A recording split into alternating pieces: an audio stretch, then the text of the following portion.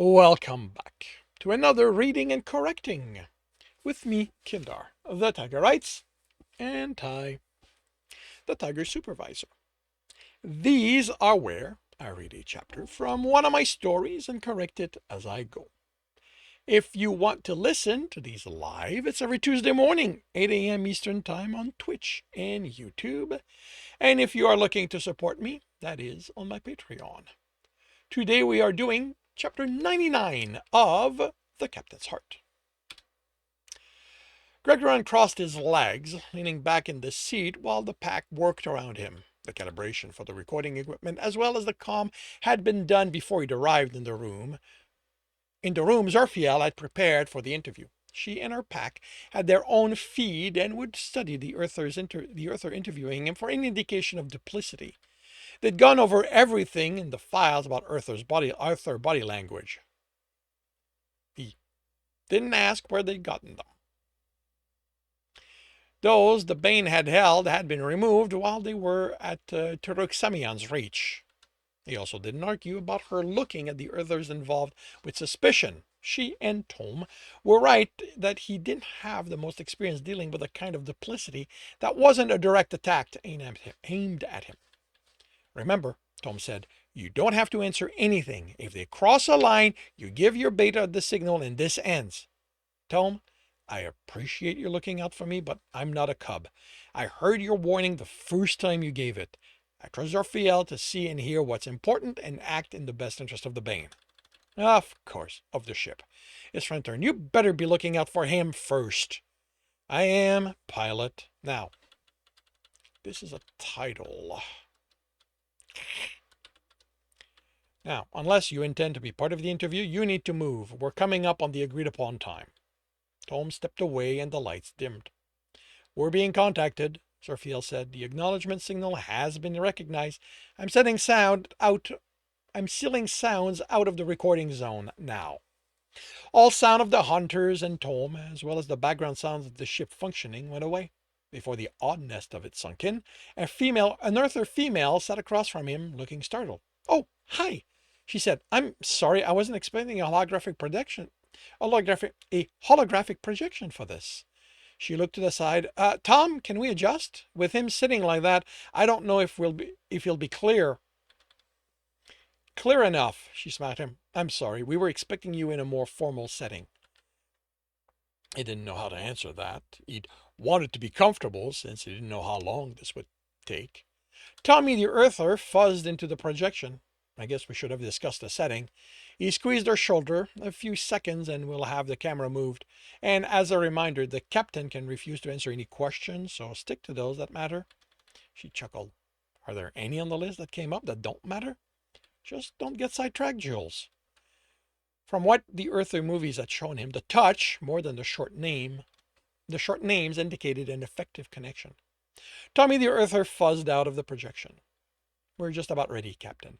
I'll start with introduction and a message to our audience, then I'll ask the first question. Is there anything you'd like to tell me before we start? If you'll address me by name, use the entirety of it, please. I'll forego the use of my rank, but I insist on the entirety of my name. He thought about it for a while. He'd thought about it for a while and couldn't get himself to be comfortable with them using a short version. The shortening a name signifies a closer relationship, correct?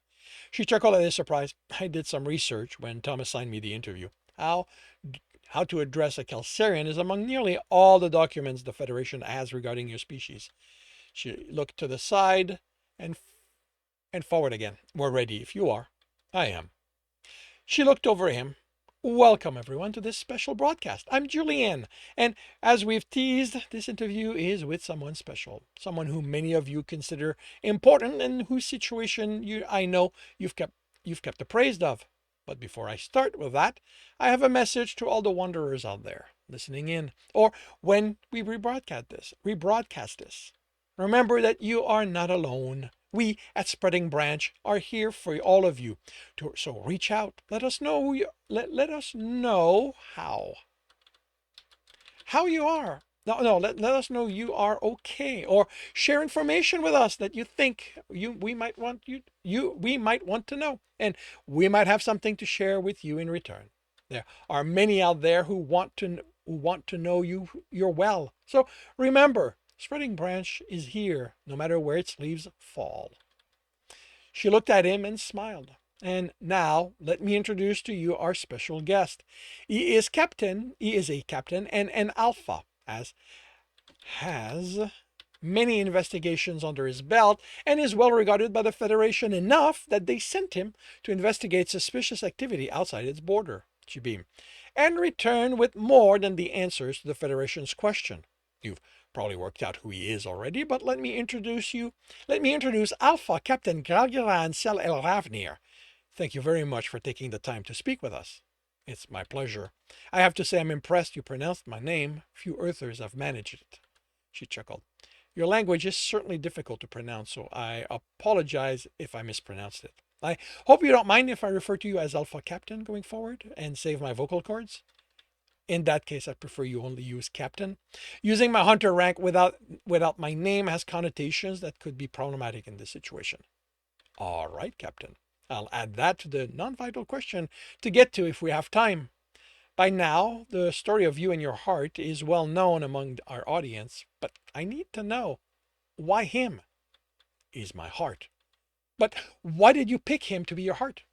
He shook his head. I didn't pick him. The gods gave him my heart. When I saw him, I knew. Are there others among your people who have a heart with an alien? Not as far as I know. Then how could you know? How did you convince him he was your heart? I didn't. He took a breath and glanced at the signal light. It was still blue, so no matter how pointed the question was, Zorfiel and your pack weren't detecting dubiousness. Deviousness.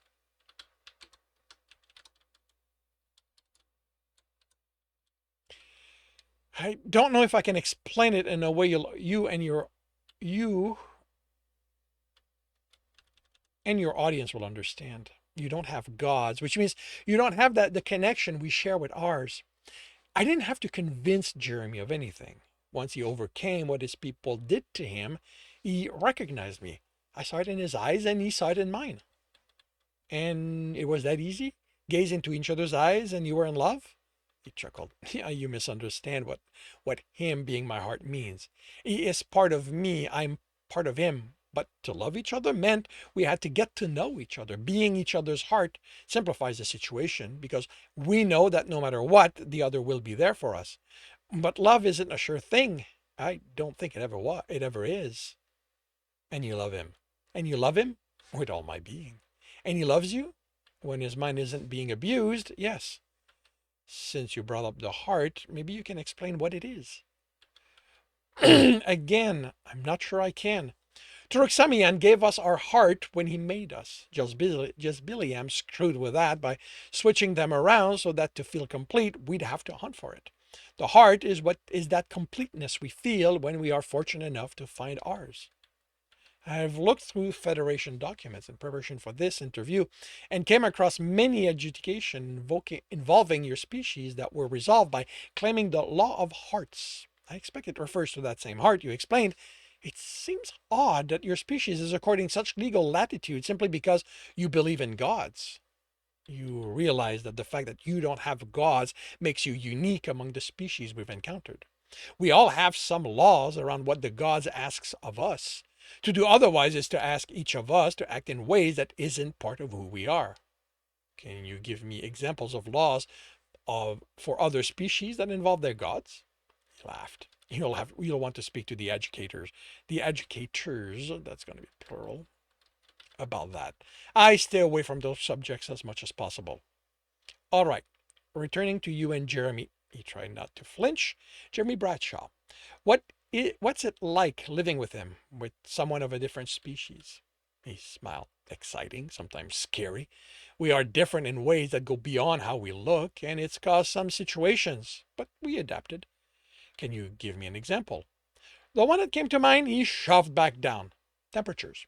With my fur, I have a wider tolerance range. My apartment was set to ship standard, and once we became intimate and he didn't feel the need to wear clothing with me, he realized it's cooler than he's comfortable with. What did you do? I raised the temperature. As I said, my fur gives me a wider range of tolerance, so warming our apartment doesn't bother me. How does Jeremy feels about? No. I'm sorry? I won't speak for him. Then I'd like to ask him about the situation directly. The signal lights shifted to the warning of green. I think, I'll deal with that later. The warning of green, but he thought she was simply curious.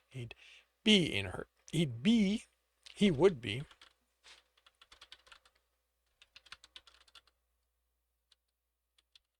He would be in her situation. Once he's overcome what was done to him. If he agrees to it, we can arrange another interview and you can ask him your question. Until then, I'd appreciate it if you kept them to me or my side of our relationship. Then, can you tell me about his social life? He's the only human on the Kelsirian ship. That can't be easy on him. He chuckled. His friends getting him to stop working and having a social life is what was difficult. So he has friends. Yes. Yours? No, he has his own friends. I've met some of them and he's met some of mine, but we don't share any. Isn't that odd? We're different people. I think it's natural we don't share friends. Most of my friends are hunters. Most of his are technicians. Neither of us are entirely comfortable among the other's group. As what was done to him impacted his social life. The light turned green again, and he had to consider her motives. He'd told her he wouldn't speak for Jeremy, but there were things he could mention since he'd been told about them. They've helped him a lot. I'm the primary target of the programming that was forcefully inserted in his mind, but because of who I am, what I represent, some of that spilled over to all Kelsirian. He couldn't stand any of them for long initially. And couldn't tolerate them touching him. But he has fought through the programming and he has returned to work with them. He's also socializing with them and he told me about about a new friend he made recently. Told you? I was under the impression that only thinking about you caused him panic.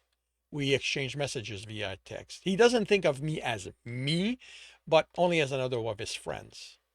Then he really is making progress. I'm glad. If you don't mind, I'd like to return to the subject of the heart. I have difficulties wrapping my mind around the idea that someone can just go up to another and say, "You're my heart," and there's little they can do about it. Unless you have tests to prove that the person really is the other's heart. He rubbed the bridge of his muzzle. Maybe it was because they didn't have gods, but he'd observed through Jeremy that Earthers seemed to need seem to have a need for evidence of something before accepting it. There are no tests because there are no need for them. If I told you you're my heart, you'd know it's false because you wouldn't recognize me.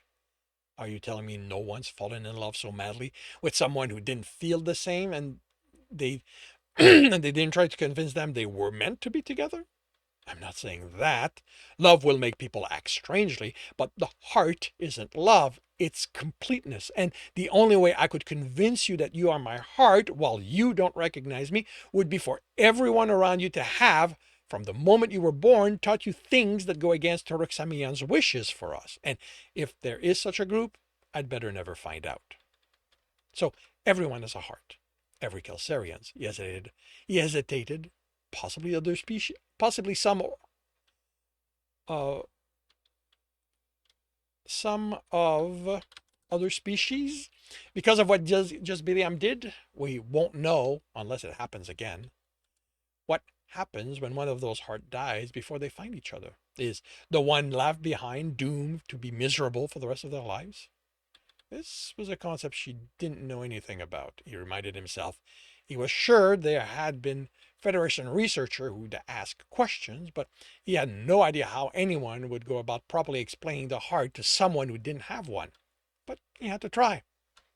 We aren't promised our heart, he started slowly. Terexamian wants us to be complete, but he never promised it. He is the Father God. If he'd wanted to, he could have undone what she did. So while he didn't plan for it, he saw something in just Biliam's action that helped us. Maybe he realized that she was right, that being complete without having to hunt for it would have made us a people who didn't strive. I don't know the God's mind.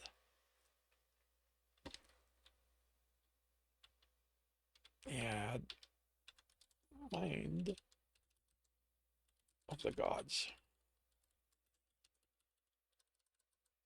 I don't know the mind of the gods. What we have been promised is that if we hunt, if we find our heart, and that if we hunt, we might find our heart, and that if we find our heart, we will be complete. And that's when we are, and that when we are complete, we will have to continue to work at living. Finding our heart isn't the end of the hunt. We chuckled. In a way, it's the start of a new one. She was quiet for a few seconds, then glanced aside. Tom's letting me know we're about to reach the end of our time, so I'd like to ask you a final question. It's not on the list, so he's going to be pissed. I think he'll be angry at you, so not me, so you can ask it. Have you always been attracted to aliens? He stared. Then he laughed. I never thought about other species sexually or romantically before. So you're only attracted to humans outside your species? He shook his head. I'm not attracted to your species. Jeremy isn't an earther, he's my heart. That's all that matters to me. She looked thoughtful, then nodded. Thank you for taking the time to speak with us, Captain. I'm certain our audience will have enjoyed this and that they will have questions for you if we do this again. She looked over him. And remember, all the wanderers out there, the spreading branch is always there for you, no matter where you are. I'm Julianne, and I will see you later. Inappropriate, Tommy the Earther said, fuzzing into the projector. I told you to stick to the questions we had. He turned to face him. I'm sorry about that. Your attractions are none of our business. It's all right. I didn't mind it. When will you know? Tommy the Earther shrugged. I don't know. It might never. I might never. It's up to him to decide if he wants to contact me, and if he does, what it will be about. But I will let you know. He nodded, and they vanished. The opening and closing are definitely the message, Sophia said, although I'm not sure how the code's built. The contact the Wanderers they're referring to, and we want to hear from you has to be for them to call, but beyond that, no idea how it would work. Does it need anything else? Tom asked. The contact calls and they explain things and he decides what he wants to do. Except he said the contact doesn't talk, he listens, then sends information. If they want to open a communication to explain things, they have to let him know that. Grouse, who was interviewed, he talked about his heart, about what was done to him. If he's supposed to have idea, if he's supposed to have ideas, this is Tom. Ideas about about that technology, isn't that going to be enough? Zophiel shrugged. Different species, different ways of thinking. As some of our questions made obvious, we'll go over everything and see if we learn more. Gralgiran stood. All right, thank you. Hunters, you performed well. Thank you, Tom. I appreciate your help. His friend smiled. You know, I'm always there for you. I know. Have a good day. I need to head to bed. He caught the faltering of Tom's smile before turning and exiting the room. And that concludes chapter 99 of The Captain's Heart. If you are enjoying this, please leave a like. If you want to know when the next chapter will be up, subscribe and hit the bell. If you want to read this story, it is available on Ream Story. If you want to listen to these live, it's every Tuesday morning, 8 a.m. Eastern Time on Twitch and YouTube. Links are in the notes, and with that, I shall wish you a good day.